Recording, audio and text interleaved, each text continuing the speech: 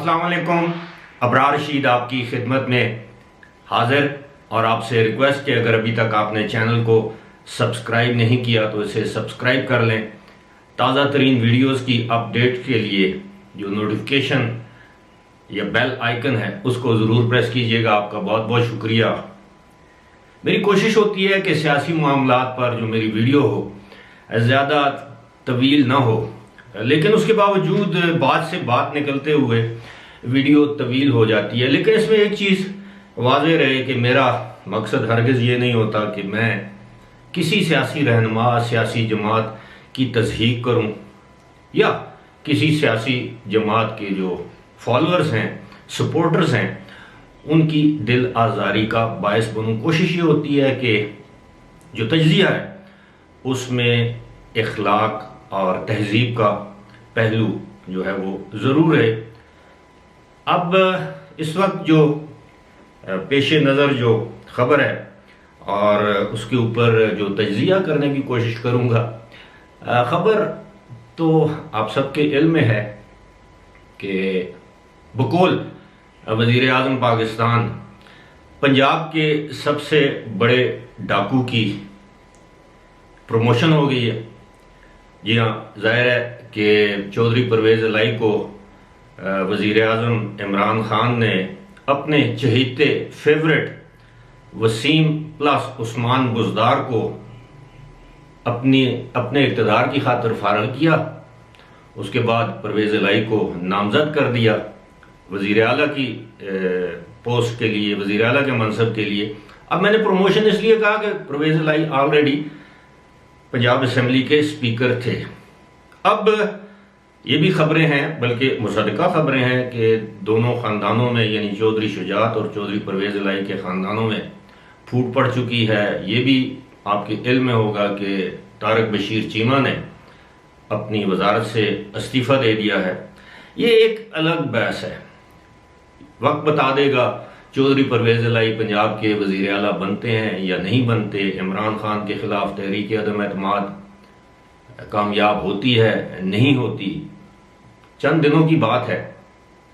लेकिन मेरे जो पेश नज़र इस वक्त जो सबसे इम्पॉर्टेंट बात है वो ये है कि गुज़श्ता 2 या 3 हफ्तों से वज़ीर आज़म मुसलसल पाकिस्तान की इस्टेब्लिशमेंट के लिए एक जिसे कहते हैं कांस्टेंट सोर्स ऑफ एम्बैरसमेंट है, और एक के बाद या वो दानिस्ता तौर पर या सहवन या गैर दानिस्ता तौर पर वो इस तरह के बयानात दे देते हैं जलसा आम में, जो कि मैं समझता हूँ कि पब्लिकली उनको इस तरह के बयानात देने से गुरेज करना चाहिए। Because he is prime minister of Pakistan, और प्राइम मिनिस्टर ऑफ पाकिस्तान के जो होते हैं मामलात होते हैं वो आम लोगों से मुख्तलिफ होते हैं।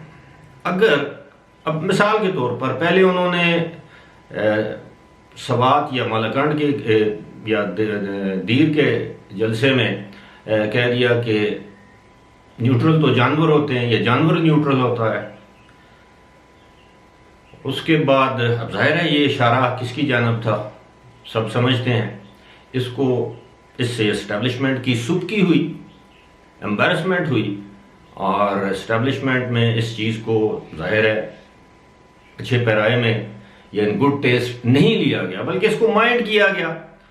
उसके बाद इसकी वजाहत की गई काफ़ी दिनों के बाद। वो भी वजाहत भी तब सामने आई जब अपने मनपसंद जर्नलिस्ट या एंकर पर्सन से वज़ीर आज़म ने मुलाकात की, तो उसमें उन्होंने बताया कि मेरा मकसद ये नहीं था। इसको भी छोड़ दें।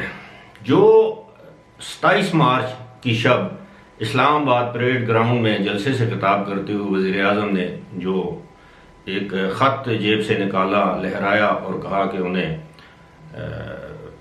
धमकी दी गई है, और पहली मरतबा लिखी हुई तकरीर पढ़ी, और उससे पहले उन्होंने एक सिनेरियो बिल्ड किया कि किस तरह जो है वो मगरब जो है वो हमें ग़ुलाम बनाना चाहता है। मैं मगरब में रहा, स्कैंडिनेवियन कंट्रीज़ में रहा, ये है वो है। तो इससे ये तासुर ये सामने आया कि किसी मगरबी मुल्क की जानब से उनको धमकी दी गई है। अब यही नहीं, उसके बाद उन्होंने अपने आप को इक्वेट करने की कोशिश की जुल्फ़िकार अली भुट्टो के साथ, कि जिस तरह जुल्फ़िकार अली भुट्टो के साथ साजिश हुई उसी तरह की साजिश मेरे खिलाफ हो रही है। अब जुल्फ़िकार अली भुट्टो के खिलाफ अगर साजिश हुई है, बल्कि हुई है, तो वो अमेरिका की जानब थी की तरफ से थी। फिर उसमें जिसे कहते हैं कि जाहिर है कोहूट जिसे कहते हैं उसमें मुलव्वस थे उस वक्त के आर्मी चीफ जनरल ज़ियाउल हक, और दरमियान में जिस तरह इमरान खान ने कहा दानिस्ता या नादानिस्ता तौर पर रोल अदा किया। उस वक्त की पाकिस्तान नेशनल अलायंस, जिसको 9 सितारे कहा जाता था, जिसने तहरीक निज़ाम मुस्तफ़ा चलाई, अब वो जानते बूझते या अनजाने में इस्तेमाल तो हुए। इसी तरह वज़ीर आज़म ने यह सिनेरियो बिल्ड करने की कोशिश की, एक अपना केस नैरेटिव बिल्ड करने की कोशिश की, जिससे वाज़ेह इशारा मिलता है कि अमेरिका उनके खिलाफ साजिश कर रहा है और इस्टेब्लिशमेंट उसका हिस्सा है और सियासतदान जाने अनजाने में इस्तेमाल हो रहे हैं। यही उनका मकसद था और इससे भी ऑब्वियसली इस्टेब्लिशमेंट को बहुत ज़्यादा एम्बेरसमेंट हुई और उसको बहुत ही बुरे अंदाज में लिया गया, या in a very very bad taste establishment ने इस चीज़ को रिसीव किया। अब 2 चीज़ें, एम्बेरसमेंट अब क्यों?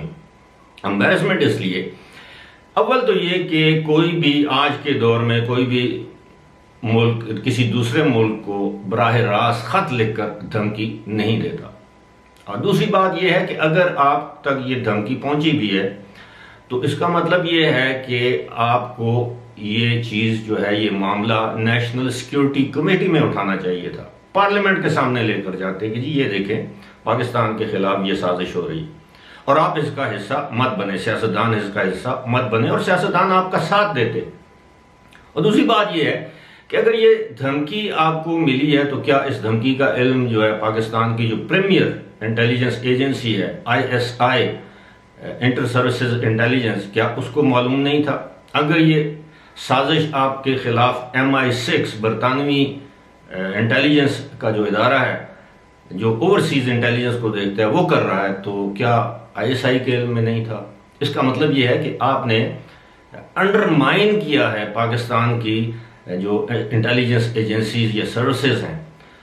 अब ये चीज़ भी पाकिस्तान की मिलिट्री इंटेलिजेंस है, इंटेलिजेंस ब्यूरो, या तो फिर ये है कि इंटेलिजेंस ब्यूरो ने आपको ये सारी चीज़ें दी हैं। लेकिन अब बहुत से लोगों का ये कहना है और मानना है कि ये फॉरेन ऑफिस में किसी मुल्क की तरफ से, फ्रेंडली कंट्री की तरफ से या किसी मगरबी मुल्क की तरफ से ये एक आम सा एक रूटीन एक लेटर होता है कि जी आपके मुल्क के वज़ीर आज़म जो हैं वो सरेआम पब्लिक गैदरिंग्स में या अवामी जलसों में मगरब को बदनाम कर रहे हैं, मगरब का नाम लेकर, और उस पर वो साजिशों का इल्ज़ाम लगा रहे हैं। तो इस तरह नहीं होना चाहिए, इससे बाहमी ताल्लुकात मुतासर हो सकते हैं, ट्रेड मुतासर हो सकती है और मामला हम आपस में काफ़ी अरसे से इत्तेहादी हैं, ब्ला ब्ला ब्ला।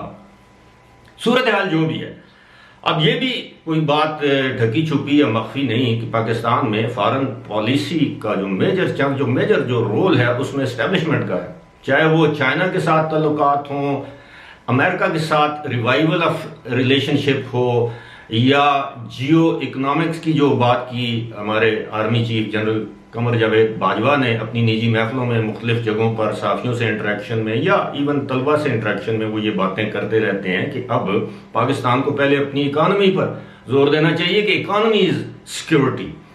अब ये सारी चीज़ें जो हैं वो ऑब्वियसली सोर्स ऑफ एम्बेरसमेंट हैं for not only establishment but for entire state of Pakistan. अब ये पाकिस्तानी वजीर खारजा चाइना गए हैं, कल किसी और मुल्क में जाएंगे, ये दूसरे ममालिक को क्या मुंह दिखाएंगे कि जनाब आपका वजीर आजम, अगर there is a big if, अगर ये खत आया भी था तो इसको पब्लिकली इस तरह लहराना, आप मुतलका क्वार्टर्स के जरिए एहतजाज करते उस मुल्क के साथ, सबको एतमाद में लेते, उसका प्रॉपर एक डिप्लोमेटिक चैनल्स के जरिए इस चीज को आप टेकअप करते, बजाय इसके कि आप पब्लिक में गए और अपने आप को आपने जुल्फ़िकार अली भुट्टो के साथ मिलाने की कोशिश की। इमरान खान साहब, ये सारी दुनिया को मालूम है कि भुट्टो का जो विजन था वो विजन आपको छू कर भी नहीं गुजरा, ये एक हकीकत है। अब कई लोग कल के तजज़िये के बाद भी मुझे कमेंट सेक्शन में लोगों के मैसेजेस आए जी कि do I belong to Pakistan Peoples Party. और मेरे भाइयों, मेरी एक ही पार्टी है जिसका नाम है पाकिस्तान। पार्टियां जवानी में आए थे, जवानी में स्टूडेंट लाइफ में हम पार्टियों में भी रहे हैं, मारे भी खाई हैं जनरल ज़िया के मार्शल लॉ के दौरान। जो मेरे दोस्त जो मुझे जानते हैं, जो देख रहे हैं ये वीडियो, उन्हें मालूम है। लेकिन I am just a journalist, मैं एक सहाफ़ी हूँ। मेरा काम है अच्छी चीज़ को अच्छा कहना, बुरी चीज़ को बुरा कहना। फैसला बिल आखिर आपका। इसी के साथ मुझे दीजिए इजाज़त। खुदा हाफिज़।